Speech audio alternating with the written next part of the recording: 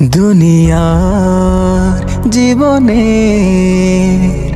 শেষ লগনে যেতে হবে চড়ে মৃত্যুর বরকে,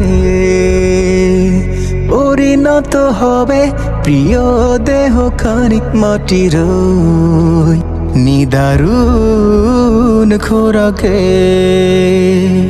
তবু কেন আজ আমার কাটে না যে ঘুম, কেন ভুলে আছি প্রভু তোমাকে।